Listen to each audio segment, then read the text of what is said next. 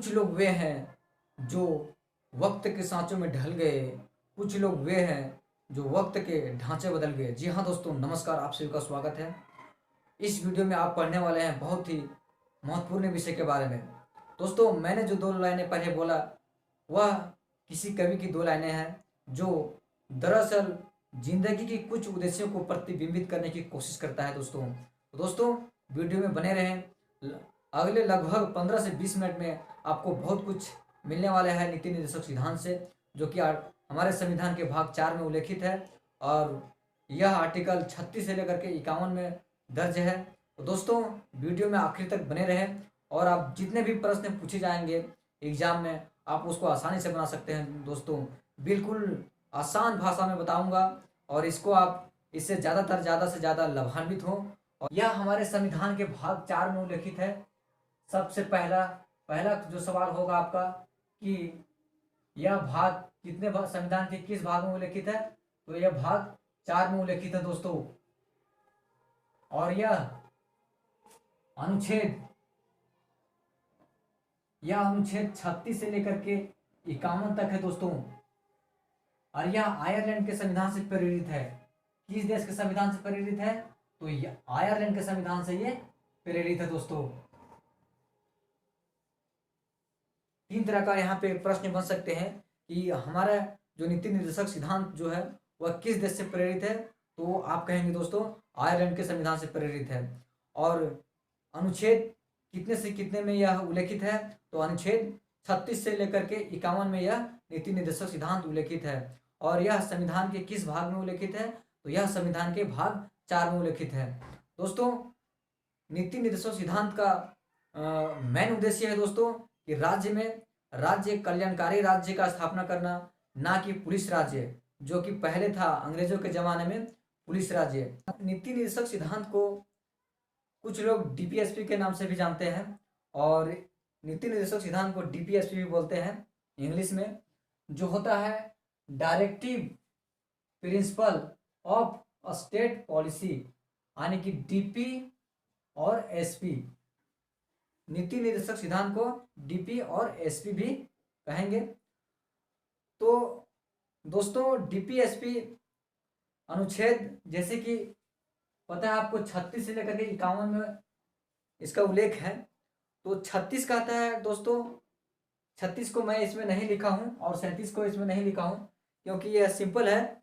36 जो है वह राज्य की परिभाषा है और 37 जो है जो डीपीएसपी में तत्व है उसको लागू करने का प्रावधान है। 36 में है राज्य की परिभाषा और 37 में है लागू करने की तरीका। तो दोस्तों 38 क्या कहता है, 38 कहता है 3 तरह के न्याय की बात करता है। सामाजिक, आर्थिक और राजनीतिक न्याय की बात करता है 38 कि राज्य में सामाजिक न्याय हो और राजनीतिक न्याय हो और आर्थिक न्याय की व्यवस्था किया जाए। दोस्तों याद कीजिए कि जब आप प्रस्तावना पढ़ रहे थे तो उस समय भी प्रस्तावना में 3 न्याय की बात किया गया था। पहला सामाजिक न्याय, आर्थिक न्याय और सामाजिक न्याय की प्रावधान उसमें भी है, प्रस्तावना में भी उल्लेखित है। तो इस तरह से राज्य के नीति निर्देशक सिद्धांत में अनुच्छेद 38 कहता है कि राज्य में सामाजिक न्याय हो, आर्थिक न्याय की व्यवस्था हो और राजनीतिक न्याय की व्यवस्था हो।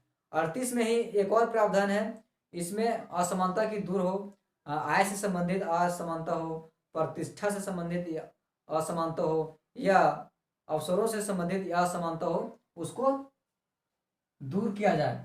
अनुच्छेद 38 में दूर करने की राज्य में प्रावधान किया जाए राज्य के द्वारा। अगला जो हमारा है अनुच्छेद 39, उसमें है कि जीविका का पर्याप्त साधन, यानी कि राज्य में जीविका जीने के लिए, जिंदगी जीने के लिए पर्याप्त साधन की व्यवस्था हो। यह आर्टिकल 39 में है। इसी में है संसाधनों का समान वितरण। पहला जो था आर्टिकल 39 में वह था जीविका के पर्याप्त साधन की व्यवस्था राज्य में हो और संसाधनों का सभी के बीच समान वितरण हो। और अगला था संसाधनों का संकेंद्रण को रोकना, यानी कि राज्य में जो भी संसाधन होगा वह किसी विशेष वर्गों में ना रह करके सभी लोगों में समान रूप से वितरण हो। अगला जो है वह है समान कार्य के लिए समान वेतन, यानी कि महिला और पुरुष जो भी हैं उनको समान कार्य के लिए समान वेतन की प्रावधान राज्य सरकार द्वारा किया जाए। अगला जो है दुरुपयोग से संरक्षण, यानी कि कर्मकारों का दुरुपयोग, बच्चों का दुरुपयोग से उनको रोका जाए और उनको संरक्षण प्रदान किया जाए। इसी में है स्वास्थ्य। किस प्रकार का स्वास्थ्य?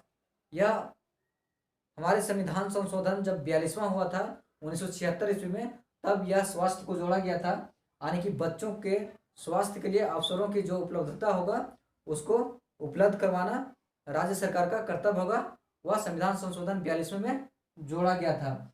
अगला जो है 39 का इसमें है समान न्याय और गरीबों को निःशुल्क विधिक सहायता, यानी राज्य में ऐसा व्यवस्था किया जाए न्याय व्यवस्था के लिए कि सभी का न्याय व्यवस्था हो वह सामान्य हो सॉरी, और सभी को गरीबों के लिए जो भी विधिक सहायता हो वह निःशुल्क हो। अनुच्छेद 39 का अनुच्छेद 41 में है कि कुछ दशाओं में शिक्षा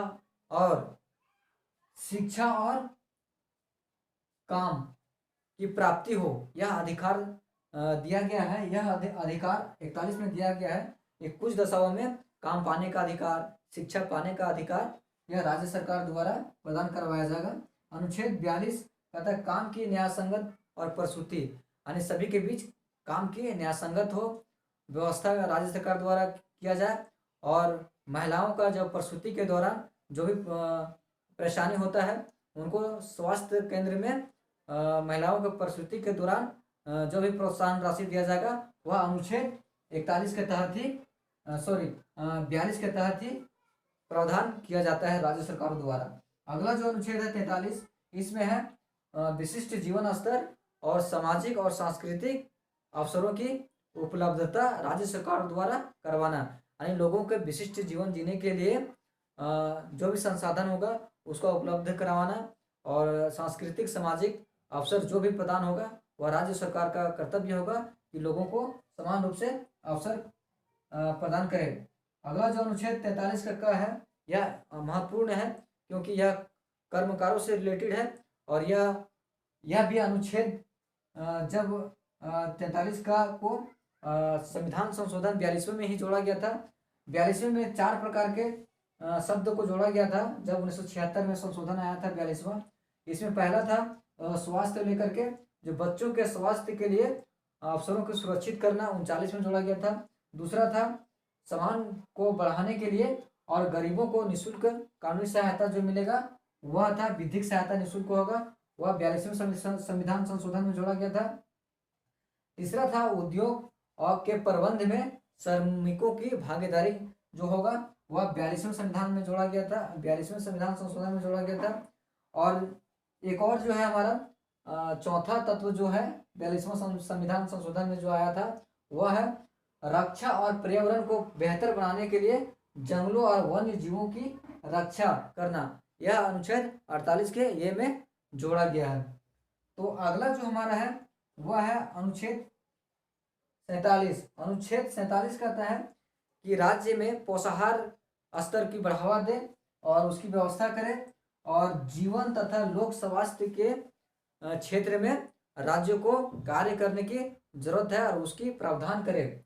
यह था जितने भी तत्व था यह समाजवादी से जुड़े हुए था और सामाजिक विचार से प्रेरित है ये शब्द, और इसको हमने समाजवादी सिद्धांत के तहत इसको पढ़ा। अगला जो हम लोग पढ़ेंगे वह है गांधीवादी सिद्धांत जो कि गांधी से प्रेरित है। इसमें पहला जो अनुच्छेद है वह है 40 अनुच्छेद 40, उसमें है पंचायत, यानी पंचायतों को विधिक सहायता प्रदान करना, वह स्वशासन के लिए जो भी विधि होगा और उनकी सहायता करना और स्वतंत्रता प्रदान करना अनुच्छेद 40 के तहत राज्यों का कर्तव्य होगा। अनुच्छेद 43 में है कि राज्य में गांवों में कुटीर उद्योग की स्थापना करना और कर्मकारों की लिए व्यवस्था करना काम की। अगला जो है 43 का वह है राज्य में सहकारी समितियों की व्यवस्था करना और इनको स्वतंत्र रूप से कार्य करने का प्रबंध करना। अगला जो आर्टिकल है 47, यह इम्पोर्टेंट है। यह अनुसूचित जाति और जनजाति के लिए है। इसमें अनुसूचित जाति और जनजाति को विशेष राज्य द्वारा प्रावधान किया जाएगा। अनुच्छेद 46 में अनुच्छेद 47 भी बहुत ही अच्छा है। यह है नशीली दवा और मदिरा ड्रग्स के बारे में है। जो आप मदिरा हो गया या ड्रग्स हो गया या नशीली पदार्थ हो गया, इसको आप औषधि के रूप में उपभोग कर सकते हैं, अन्यथा इस पे प्रतिबंध रहेगा। अनुच्छेद 47 में। अनुच्छेद 48 में रोग एवं सुधारों को प्रोत्साहन। अभी यानी कि लाइलाज जो रोग हो गया या जो बड़ी बीमारी हो गया जैसे टीबी या एड्स, इन सभी को रोकना और रोक करके इनको सुधार के लिए इनको प्रोत्साहन, इलाज देना। सामुदायिक स्वास्थ्य केंद्र में इसकी उपलब्धता राज्य सरकार द्वारा करवाना। यह जो विचार था वह गांधी से प्रेरित था और इसको हमने गांधीवादी सिद्धांत में देखा। अगला जो है उदारवादी सिद्धांत। इसमें अनुच्छेद 44 कहता है कि समान सिविल संहिता राज्य में लागू हो। सभी के लिए सिविल संहिता जो लागू होगा वह समान रूप से लागू होगा। अनुच्छेद 45 जो कहता है निःशुल्क और अनिवार्य शिक्षा। इसमें संशोधन किया गया था। संशोधन हुआ था 44वां संशोधन 1978 आया था। इसके तहत 6 वर्ष से 14 वर्ष के बीच के बच्चों को निःशुल्क शिक्षा प्रदान किया जाएगा, वह मौलिक अधिकार में जोड़ा गया था। और इसमें निःशुल्क अनिवार्य शिक्षा में 14 वर्ष के नीचे बच्चों को लिया गया है अनुच्छेद 45 में। अनुच्छेद 48 में कृषि पशुपालन आधुनिक प्रणाली किसे करना, यानी कृषि के जो होगा या पशुपालन होगा वह अभी के समय में, वर्तमान समय में क्या क्या वैज्ञानिक प्रणाली है और क्या आधुनिक प्रणाली है, इसको लागू करना और इसी से कृषि करवाना, पशुपालन करवाना। अगला जो है पर्यावरण से संबंधित है। इसमें आर्टिकल जोड़ा गया है 42वां संविधान संशोधन द्वारा जोड़ा गया था 48A, और इसमें प्रावधान है पर्यावरण से। और 48 ये कहता है कि रक्षा और पर्यावरण को बेहतर बनाने के लिए जंगलों और वन जीवों की रक्षा प्रदान करना। इस और अगला जो है वह है 49। इसमें है सरकारी स्मारक हो गया और वस्तु स्थान हो गया, इसको राज्य के लोगों द्वारा संरक्षण करवाना। अगला जो अनुच्छेद है वह है 50। इसमें है कि राज्य के लोक सेवाओं में न्यायपालिका और कार्यपालिका को अलग रखना। अगला जो अनुच्छेद है वह है 51। वह है अंतर्राष्ट्रीय से संबंधित है, यानी कि अंतर्राष्ट्रीय से यानी कि विदेशों से, दूसरे देशों से शांति बहाल करना और शांति व्यवस्था स्थापित करवाना, और युद्ध मामले को मध्यस्थ द्वारा निपटारा करना और शांति बहाल करना, यानी विदेशों से अपने देश को और विदेशों के साथ शांति बहाल करना और विदेश नीति के साथ शांति रूप से लागू करवाना।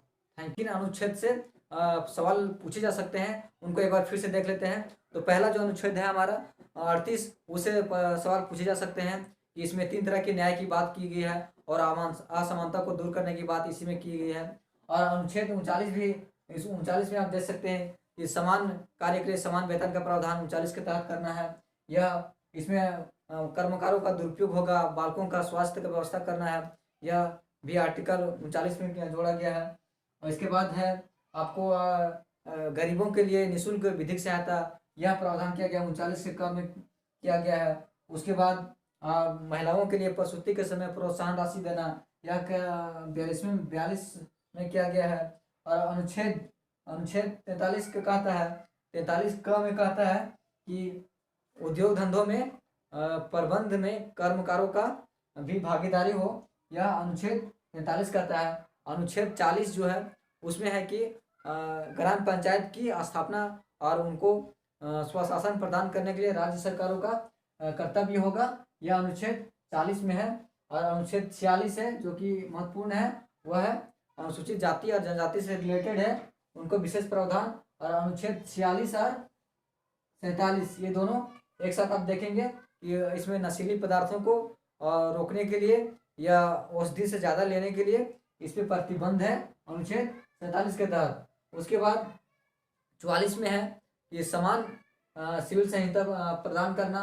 उसके बाद महत्वपूर्ण है कि सरकारी स्मारक वस्तु और सामान का संरक्षण करवाना, यह अनुच्छेद 49 के तहत है। और पर्यावरण से जो रिलेटेड जो भी है वह है अनुच्छेद 48 कम है। और अंतर्राष्ट्रीय से रिलेटेड जो भी रहेगा वह अनुच्छेद 51 में रहेगा। और इसके साथ दोस्तों महत्वपूर्ण ये हो जाता है कि 42वें संविधान संशोधन द्वारा क्या क्या जोड़ा गया था नीति निर्देशक सिद्धांत में, कौन कौन से शब्द DCSP में जोड़ा गया था। तो पहला जो है वह है अनुच्छेद 39 में जोड़ा गया था क्या, बच्चों के लिए स्वास्थ्य के लिए अवसरों को सुरक्षित करना, यह अनुच्छेद 39 में जोड़ा गया था। दूसरा, सम्मान को बढ़ाने के लिए और गरीबों को निःशुल्क कानूनी सहायता प्रदान करने के लिए अनुच्छेद जोड़ा गया था 39 का ये। उसके बाद तीसरा तत्व जो है DCSP का वह है उद्योगों के प्रबंध में श्रमिकों की भागीदारी को सुरक्षित करवाना, यह अनुच्छेद 43 के ये में जोड़ा गया है। 44 में जोड़ा गया है, इसमें रक्षा और पर्यावरण को बेहतर बनाने के लिए जंगलों और वन्य जीवों की रक्षा 48 के ये में ये जोड़ा गया है। तो दोस्तों आशा करते हैं आपने इसको आसान भाषा में समझ लिया होगा और आपका जो भी सुझाव होगा या जो भी शिकायत होगा वह आप कमेंट बॉक्स में ज़रूर लिखेंगे। तो दोस्तों मिलते हैं अगली वीडियो में। Thank you.